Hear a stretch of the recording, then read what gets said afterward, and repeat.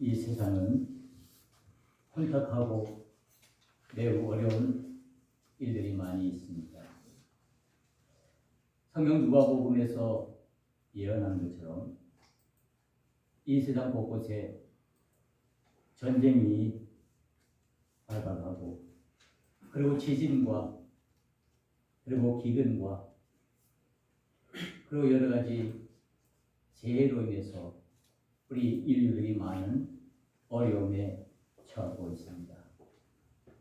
지금도 우리는 그 전쟁의 위기 속에서 마음을 졸이면서 우리의 삶을 살아나갑니다. 특히 어렵고 힘든 이 세태 속에서 우리가 믿음의 사람들로 택함을 받고 믿음을 가지고 살아가는 것 역시 또한 그리 만만하고 쉬운 일이 아닙니다. 정말 이 어려운 시대에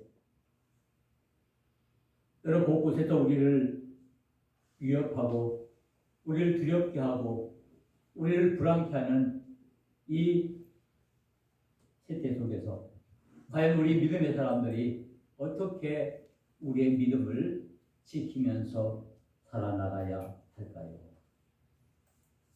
하나님은 우리를 사랑하십니다. 아멘.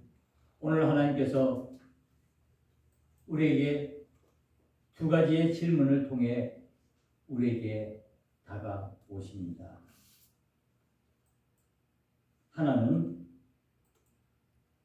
내가 어디 있느냐라는 질문입니다. 이 질문은 창세기 3장에 아담이 하나님께 범죄한 이후에 하나님께서 아담에게 다가오셔서 하신 말씀입니다. 이 창세기 3장을 통해 우리가 보면은 우리 인류가 어떻게 죄를 범하게 되고 그 죄로 인해 어떤 결과에 처하게 되는지를 아주 소상하게 잘 말씀해 주고 있습니다.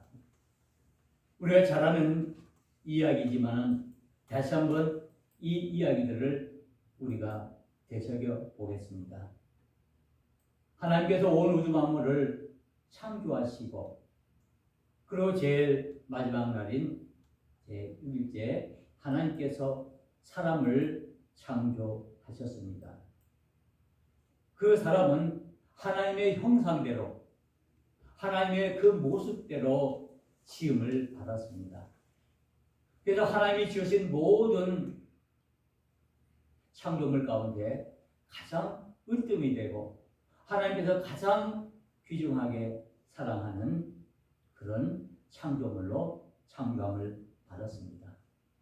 그래서 하나님께서는 첫 인류인 아담과 하와를 지으시고 그를 에덴 동산에 놓으시면서 그 에덴 동에서 마음껏 하나님의 은혜를 누리면서 살아가도록 축복해 주셨습니다.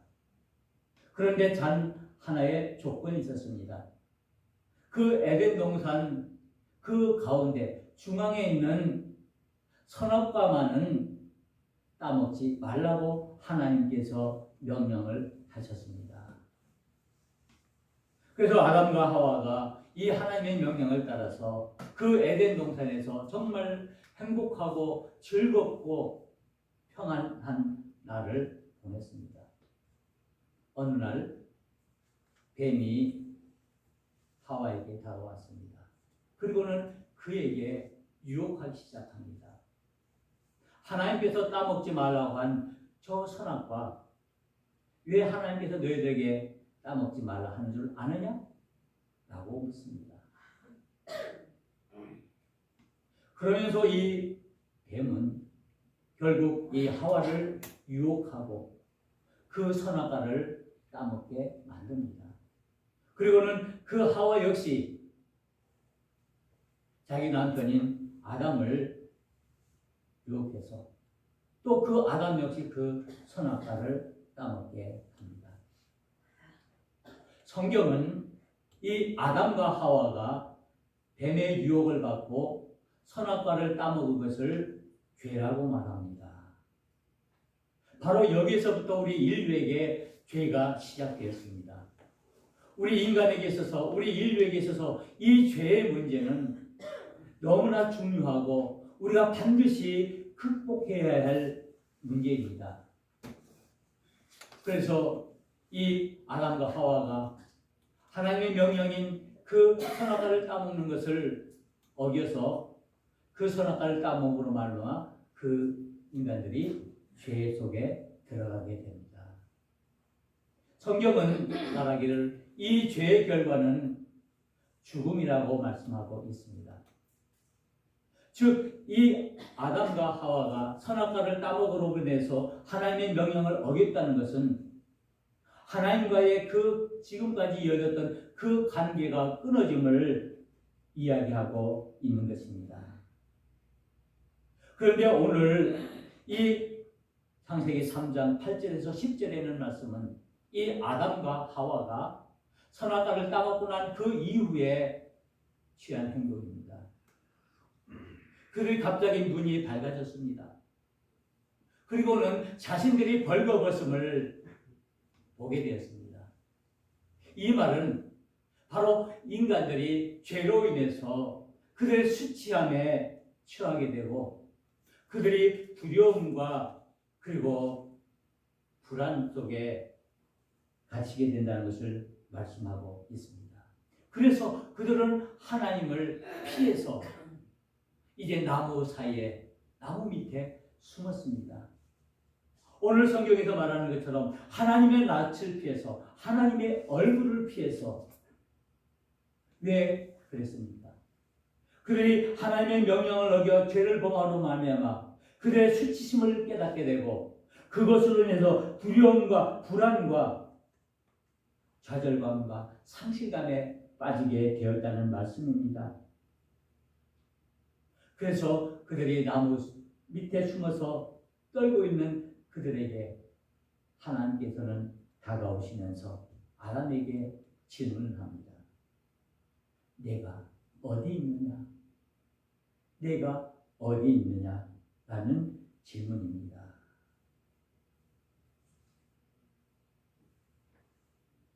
이에 대해서 아담은 이와 같이 대답합니다. 내가 하나님께서 명령하신 그 명령을 어겨서 내가 선악과를 따먹고 그것으로 인해서 내가 벗었으므로 두려워서 숨었나이다. 창세기 3장 10절에 이르되 내가 동산에서 하나님의 소리를 듣고 내가 벗었으므로 두려워하여 숨었나이다. 죄를 짓게 되면 우리의 수치가 드러나게 됩니다. 우리가 부끄러움에 처하게 된다는 말씀입니다. 그리고 그 죄로 인해서 우리는 두려움에 처하게 되고 우리는 도망가고 피하게 됩니다. 즉 하나님으로부터 하나님의 얼굴을 쳐다보지 못하고 이제 숨게 되는 것입니다. 이런 아담에게 하나님께서 내가 어디 있느냐라고 묻습니다.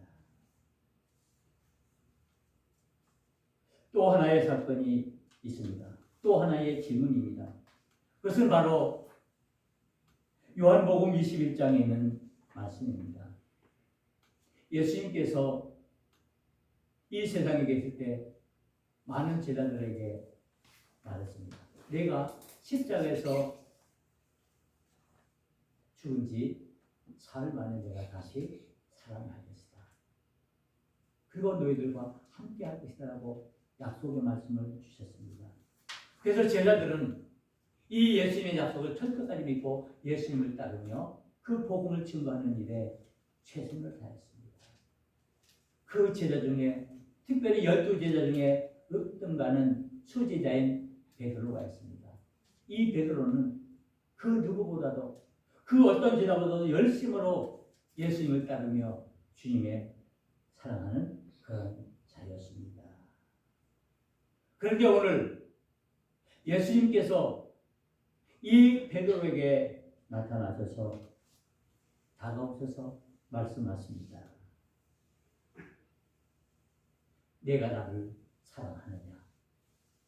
우리가 이 질문을 한 우리가 그 배경을 우리가 살펴보면은 이 베드로와 예수님의 제자들은 예수님이 십자가에서 죽는 그 모습을 보고는 지금까지 예수님에게 가졌던 그 기대와 소망을 다 잃어버리고 그들은 지금 절망과 좌절과 실패 속에 헤매고 있었습니다.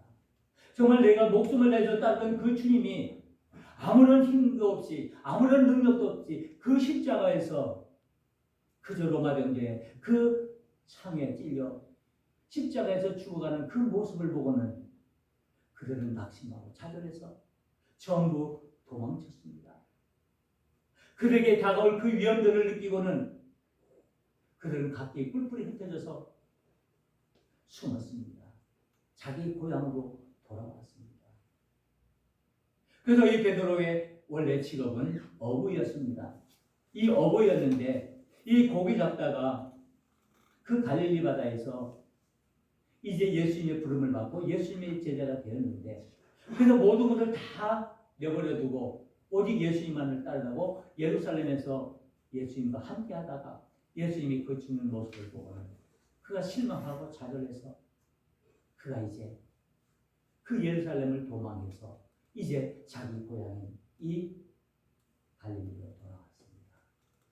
그리고 여기서는 다시 그가 살기 위해서 다시 고기를 잡으면서 어부 생활을 하고 있었습니다.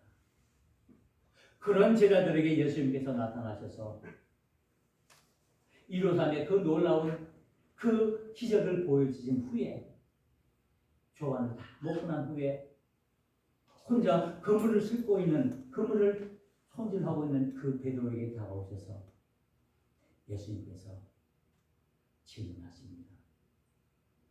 내가 나를 사랑하느냐? 예수님께서 다짜고짜로 베드로 앞에 오셔서 내가 나를 사랑하느냐? 이 질문을 하셨습니다. 이 베드로가 얼마나 당황했겠습니까? 내가 그를 기대하고 내가 정말 소망하던 그 예수님의 그 죽으심을 내가 보고 내려와서 지금 실망과 좌절과 상실감에 빠져있는 이 상태에서 내가 아무것도 할 수 없고 그런 무력감 속에서 하루하루 보내고 있는데 그 예수님께서 다시 살아나셔서 자기 앞에 나타나셔서 자신을 향해서 내가 나를 사랑하느냐라고 물은 것입니다. 베드로가 무슨 대답을 하겠습니까? 무슨 낯짝으로 예수님에게 대답을 하겠습니까? 그래서 대답합니다. 주님이 아십니다. 주님이 아십니다. 주님 아시지 않습니까? 내가 주님을 사랑하는 걸 아시지 않습니까? 라고 말하면서 내가 주님을 사랑합니다. 베드로가 말합니다. 그래도 예수님께서는 계속해서 내가 나를 사랑하느냐? 또 세 번째도 내가 나를 사랑하느냐라고 묻습니다. 갈수록 베드로는 점점 작아집니다. 그래, 내가 예수님을 정말 사랑하는가? 내가 예수님을 사랑한다고 내가 내 목숨까지 바쳐서 내가 죽도록 내가 예수님을 따르겠다고 했는데 내가 지금 이 상태는 예수님의 그 죽음을 보고 내가 도망해서 피해서 이제 이곳에 숨어서 내가 살아가고 있는데 그 주님께서 나에게 내가 나를 사랑하라고 물은다면 내가 뭐라고 대답할 것인가? 주님이 아십니다. 그리고 결국 내가 주님을 사랑합니다라고 베드로는 고백합니다. 그때 예수님께서 이 베드로에게 내 양을 먹이라 말씀하십니다.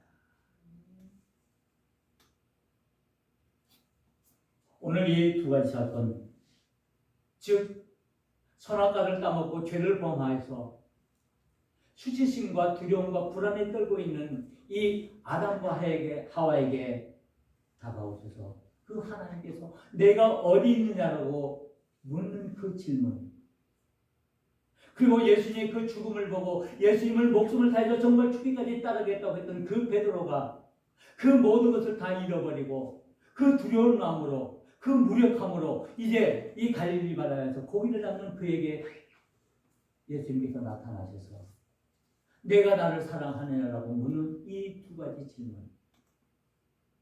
내가 어디 있느냐? 내가 나를 사랑하느냐? 이 두 질문은 하나님께서 아담과 하와에게 그리고 예수님께서 베드로에게만 하시는 질문이 아니라는 것입니다. 오늘 저와 여러분들에게 하나님을 믿는 하나님의 사람들에게 묻는 질문이기도 합니다. 나를 향해서 질문합니다. 내가 어디 있느냐?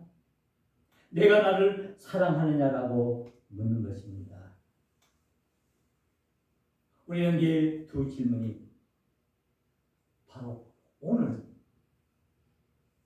불안과 좌절과 실패와 상실감 속에서 살아가는 우리들에게 다가오셔서 주시는 하나님의 위로의 말씀인 줄 믿습니다. 결국 내가 어디 있느냐라는 이 질문을 통해서 하나님께서 아담과 하와에게 왜 이 질문을 하셨을까요? 그들이 죄를 지었으므로 그 죄를 책망하고 그들을 꾸짖고 그들에게 벌을 주시기 위해서 하나님께서 그들에게 다가오셔서 그들을 찾는 것일까요? 하나님께서 아담과 하와가 어디 숨어 있는지 몰라서 내가 어디 있느냐라고 묻는 것일까요? 그렇지 않습니다. 하나님께서 아담과 하와에게 이렇게 너가 어디 있느냐고 묻는 것은 이제 이런 의미입니다. 너는 과연 누구냐? 너는 누구냐? 아담과 하와에게 직접적으로 말합니다. 지금 죄를 짓고 벌거벗은 그 수치감으로 두려움에 떨고 있는 너희들, 지금 너희들이 누구냐? 너희의 정체성이 뭐냐? 라는 것입니다. 이 말 속에는 하나님께서 너희들은 비록 죄를 범하고 지금 두려움에 떨고 있지만 너희들은 내가 온 우주 마음을 가운데 가장 사랑하는, 가장 귀히 여기는, 내가 내 형상대로 내 모습대로 지은 하나님의 자녀라고 말씀할 수 있는 것입니다. 너의 정체성은 죄를 지어서 그 죄 속에서 떨고 있는 그 모습이 아니라 너희들은 내가 가장 사랑하고 가장 아끼고 가장 너희들에게 복을 주시기를 원하는 그 아름다운 인간임을 말씀하고 있는 것입니다. 그래서 이 하나님께서 아담과 하와에게 너가 어디 있느냐라고 묻는 이 질문은 하나님의 사랑의 음성이며 긍휼의 음성이며 그들을 감싸시고 덮어주시는 말씀입니다. 바로 회복의 말씀입니다. 죄로 인해서 그들이 떨고 있는 그 상황에서 그들을 건져주시고 그들을 구원해 주시기 위해서 다시 한번 하나님께서 그들에게 다가오셔서 하나님의 사랑을 다시 한번 확인시켜 주는 것입니다.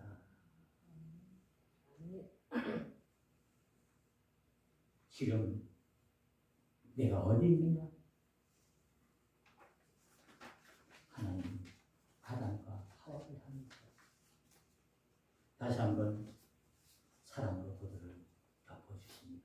그래서 이 말씀 이후에 보면은 하나님은 그들의 벌거벗은 그 수치를 가리려 주기 위해서 하나님께서 가죽옷을 지어서 그들을 가리려 주었습니다.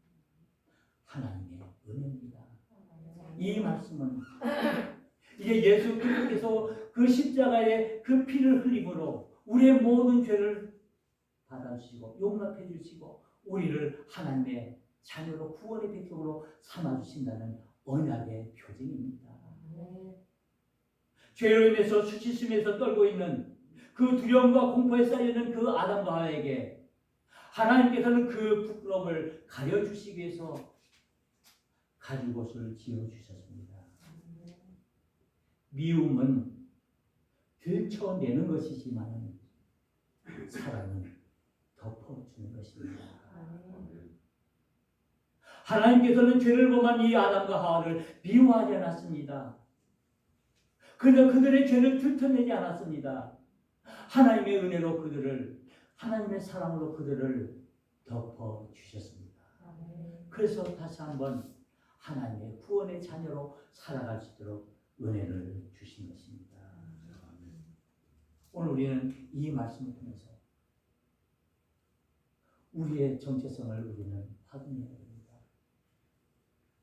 우리 인간들은, 저와 여러분들, 하나님의 명령을 어기고 수많은 죄를 범함으로, 그 수치심으로, 그 두려움으로 우리가 그 벌이 두려워서 나무 밑에 숨어서 덜덜 떨고 있는 우리들입니다. 그런 우리들에게 우리 하나님은 다가오셔서 내가 어디 있느냐라고 묻는 것은 우리에게 하나님의 긍휼과 사랑을, 우리에게 회복의 은혜를 주시기 위해서 우리에게 질문하시는 것입니다. 이 베드로는 예수님을 떠난 이후에 그는 상실감으로 무력감에 빠져 있습니다. 아무것도 할 의욕이 없습니다. 내가 정말 모든 것을 다 바쳤다던 그 예수님이 아무런 힘도 없이 그 로마 병정들 앞에서 그 십자가에서 피 흘리며 돌아가는 그 모습을 보고는 내가 왜 살아야 하나? 내가 이제 무엇을 해야 하나는 그런 절망감에 빠져서 살고 있는 그 베드로에게 예수님께서 친히 찾아오신 것입니다. 그리고 그 베드로에게 말씀하신 것입니다. 내가 나를 사랑하느냐? 이것은 예수님께서, 이 베드로가 예수님을 사랑하는 줄 몰라서, 예수님께서 이 베드로가 자기를 미워하는 것 같아서 내가 사랑하느냐라고 확인하는 것입니까? 우리가 살아나가면서 자주 우리는 이런 사랑의 확인을 하죠. 부모가 자식에게, 자식이 때로는 부모에게, 남편이 아내에게, 아내가 남편에게 묻죠. 정말 당신 나 사랑해? 정말 아버지, 어머니 나를 사랑해요? 그래, 아들과 딸아, 정말 너가 나를 사랑하느냐라고 묻습니다. 왜 우리가 사랑을 확인합니까?